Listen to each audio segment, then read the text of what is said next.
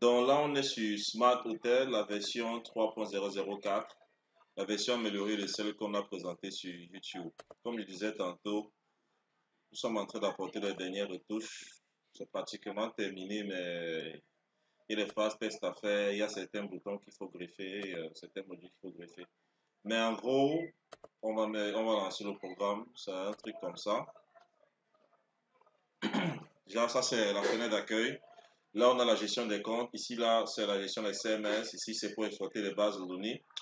Là, nous avons le bouton pour envoyer les mails à tous les différents clients qui sont déjà arrivés à l'hôtel. Donc, si vous avez des pages publicitaires, des tarifications, bien des informations envoyées à plusieurs clients sur, par exemple, des nouveautés dans votre hôtel, vous cliquez juste là, push mail, vous importez le document et tout. Bon, là, on a la liste des différents clients, on a les fichiers préférences. Bon, ce qui nous importe le plus, c'est déjà ce petit dashboard ici. Là, nous avons les réservations d'aujourd'hui, les réservations il y a 30 jours, il y a 90 jours, le total des réservations depuis que le logiciel est en service, si on peut le dire. Donc, on a le volet réservation, l'édition des chambres, les services, on a un calendrier ici. Donc, pour la réservation, on va faire un petit test, on va créer une réservation. Nous avons le module des réservations. Dans ce module de réservation, nous avons un bouton pour les réservations, le registre des différentes réservations déjà enregistrées, l'édition des chambres, l'édition des types des chambres, la disponibilité des chambres. On a les différents moyens de paiement, un tableau de bord. Et ici, nous avons un calendrier qui permet de voir le taux d'occupation des chambres. Donc, on va faire les tests après. On a ici la facturation et on a l'onglet pour les services. Quand on parle de services, services de chambre, gestion, restaurant, blanchisserie, conciergerie et gestion événementielle aussi. Donc, pour les réservations, c'est simple.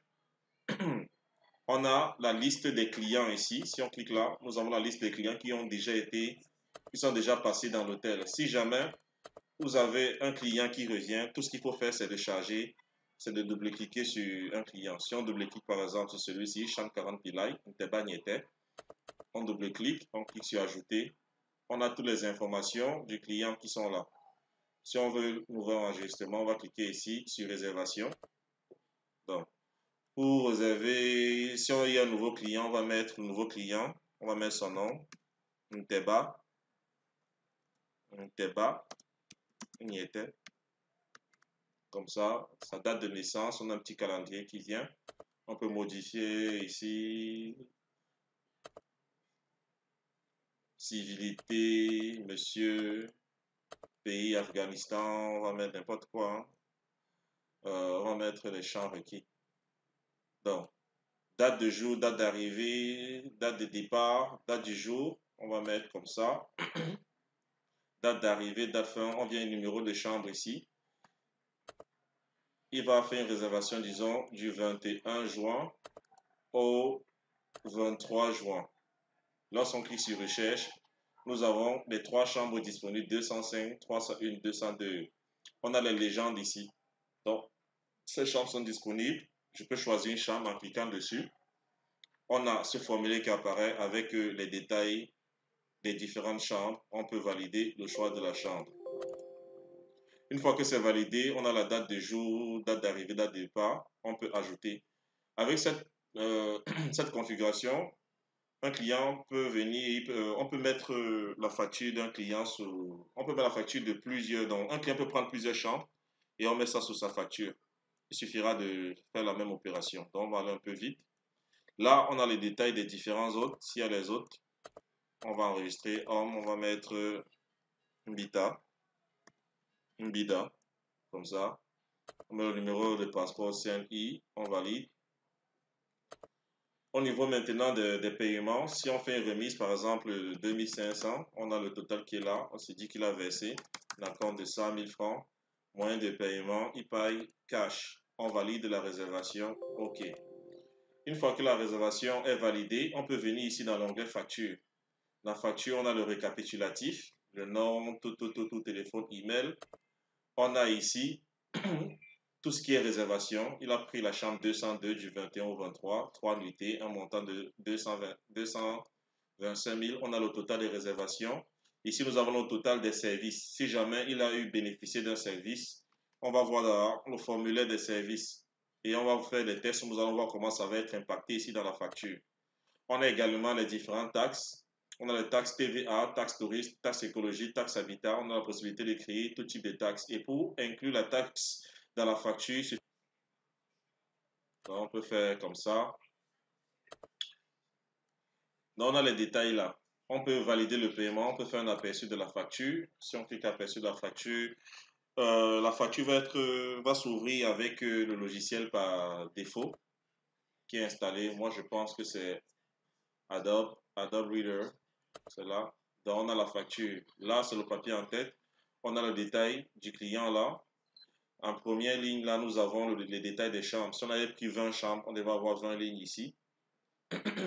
On a les différents services. On se rend compte que les services, il n'y a encore rien qui a été affecté. Pourquoi ça? Acrobat ne répond pas. Cette histoire, c'est lourd. Hein? Bref, là, c'est la facture. On peut fermer. On peut transférer la facture au client par mail. Donc, nous venons de faire une réservation. Si nous allons ici dans le registre des réservations, vous voyez, on est passé ici à 17. On a Nteba Niete qui est venu. Si on veut faire une édition, on double-clique ici. On va cliquer sur modifier. On a les détails qui apparaissent encore dans la réservation et on peut faire apporter des modifications. Édition des chambres.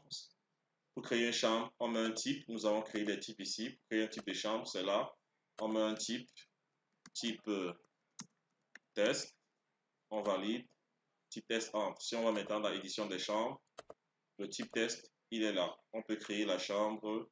Et en créant une chambre, on peut affecter un service à une chambre, tel que petit déjeuner, etc. On va faire ici désignation de la chambre, on va mettre 504. 504. Prix de la nuitée, on va mettre 150 000. Nombre de lits, 2. Remarque, RAS. Au niveau, on va attribuer un service, service de chambre. Choix du service, petit déjeuner royal, on ajoute. On peut ajouter, pour cette chambre, il y aura l'attraction, disons cinéma, vidéo à la demande, on ajoute. On peut valider. Une fois que c'est fait, on a la chambre 504. On va renseigner les chambres. Oh, le dernier critère ici. Ok. Renseigner, dit quoi? Tous les champs, on va voir s'il n'y a pas un champ. Ah, ça a déjà été créé. Ça va faire juste... Voilà ça qui est là. Ça a déjà été créé. Type de chambre. Ici, on a la disponibilité des chambres. On peut afficher les chambres. C'est ce qu'on a vu lors de la réservation. On a les différents moyens de paiement. On peut ajouter un moyen de paiement. Ici, nous avons le dashboard. Bon, il faut que je charge les éléments. Ça n'a pas encore été fait. Donc ça, je fais une fois le récap de ce qui n'est pas encore prêt. Ça, c'est pas encore prêt, mais les bases de données sont déjà OK, donc c'est pas compliqué. Nous avons le calendrier ici, comme je vous ai dit là, pour la dernière fois.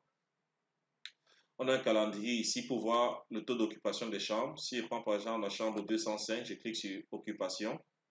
Pour l'année 2020, nous avons les différentes occupations des chambres de l'année 2020. Ça, c'est beaucoup d'updates qu'on n'avait pas dans la première version. Donc, si on part chambre 301, donc, on a les détails dans notre calendrier. Donc, on va fermer. Si on va maintenant dans service, ici, nous allons voir comment attribuer des services ou bien restauration et tout. Déjà, qui parle de service parle forcément d'articles, qui parle d'articles parle de fournisseurs. Donc, on a un système de gestion de stock ici. Pour créer un fournisseur, on clique là, on a le menu fournisseur, édition des fournisseurs. Nous avons enregistré un fournisseur ici. On peut voir le dashboard aussi du fournisseur en fonction d'une année qu'on aura sélectionné. Édition des articles. On a tout le menu de gestion de stock ici. Création d'une famille d'articles. Éditer un article. On a des exemples qui ont été faits, c'est pour ça qu'on va les donner dans la base de données. On peut faire des approvisionnements. On peut créer des motifs de sortie de stock. et opérer des sorties de stock en fonction de motifs. Donc, on va sélectionner un motif à type périmé, désignation, boisson gazeuse. Dans les boissons gazeuses, nous avons le Matango ou bien le Pepsi. On va prendre Matango. On voit directement la quantité en stock. Si on sort deux quantités, on ajoute le panier là. On valide la sortie de stock. La sortie de stock est enregistrée. On a également un dashboard qui permet de voir en fonction d'une année tous les différents mouvements de notre stock et on a l'inventaire général. Dans l'inventaire général, on a le total en stock, on a la valeur du stock aussi. Nous avons famille d'articles, désignation, quantité approvisionnée, sortie, la quantité en stock. Voilà, Matango, on était passé de 22, on a fait une sortie de 2, il reste 20 dans le stock de sécurité. Pour la caisse, si jamais un client va au restaurant ou bien va à la boutique, n'importe où, on pourra attribuer tous les achats du client directement dans sa facture en sélectionnant son numéro de chambre. Ici, on va sélectionner, on va cliquer sur, on va sélectionner le numéro de choix de chambre et on voit les chambres qui sont en cours d'occupation. Voilà celle qu'on a créée, on voit le client qui est là, ainsi de suite. On va prendre chambre 40 Pilai, on valide la sélection, on cherche ce qu'il va prendre à la boutique, il va prendre le Matango, on va prendre 2, on ajoute à sa facture. Donc, si jamais on lui accorde une remise, on va mettre là. Si il fait un encaissement, on va mettre là et on valide. Nous avons l'édition des différents services. Les services aussi ici, là, c'est genre, si dans votre hôtel, vous avez des attractions, restaurants, cinéma, vous avez la possibilité de créer tout type de service. Si vous créez un service, vous voyez, il y a un groupe de services. Nous, on a créé service de chambre, attraction, cinéma, spa. Il y a création ici de services. On va mettre le nom d'un service en fonction de son groupe, les caractéristiques, le prix du service, etc. Nous allons voir les affectations. S'il faut affecter un service à un client, on va cliquer sur affectation, on cherche le numéro de chambre, on prend une chambre, on valide. Les services déjà affectés, on va voir ici, c'est toujours la même procédure. On cherche un client, on valide, on voit les services qui sont déjà affectés au client. On peut voir également le dashboard. La logistique, c'est pour groupe d'affectation. Donc, quand vous avez une chambre, si vous achetez par exemple le matériel électronique, électrique, drap et tout, ça fait partie de la logistique.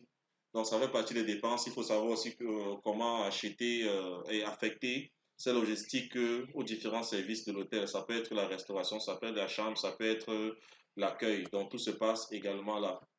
Donc, ce qui manque ici, dans le travail qui reste à faire, c'est greffer les 3 boutons-ci et la dépense. Effectuer une dépense si jamais il y a des dépenses telles que achat, paiement, facture, réglage, facture, paiement personnel et tout. Ça se passe là. Donc nous sommes encore en train de travailler. Ces boutons seront opérationnels aussi. Donc nous sommes en train de travailler. Ça c'est l'interface d'accès direct. On a le calendrier là. On peut accéder aux chambres directement à partir d'ici. On a accès aux chambres. On a l'édition des chambres. On a tout. Et si on remarque que pour chaque groupe, nous avons constamment des dashboards, surtout au niveau des services. On a toujours des dashboards ou bien des tableaux de bord pour voir les performances. Donc, si on va voir, il y a dashboard, fournisseur, il y a son dashboard, édition des services dashboard, ainsi de suite. Et au final, dans le fichier, dans analyse, on fait une analyse financière avec tous les différents types d'analyse financière, cumul fixe, cumul mobile, year to date, analyse prévisionnelle et tout. Donc, nous sommes pratiquement à 91% d'avoir achevé les différentes mises à jour. C'est assez lourd. Il y a beaucoup de belles choses que nous sommes en train de faire dessus. Mais on a à 92% déjà d'avoir terminé ça. Donc, ça, c'était une brève présentation de Smart Hotel version 3.004, toujours dans la gamme de Nibiru 7.3. Une fois que ce sera prêt, je vais faire une meilleure présentation pour voir, pour vous montrer exactement la puissance de l'outil, quoi. Donc, On va se dire rendez-vous pour la présentation finale lorsque j'aurai fini de greffer tous les différents modules. À plus.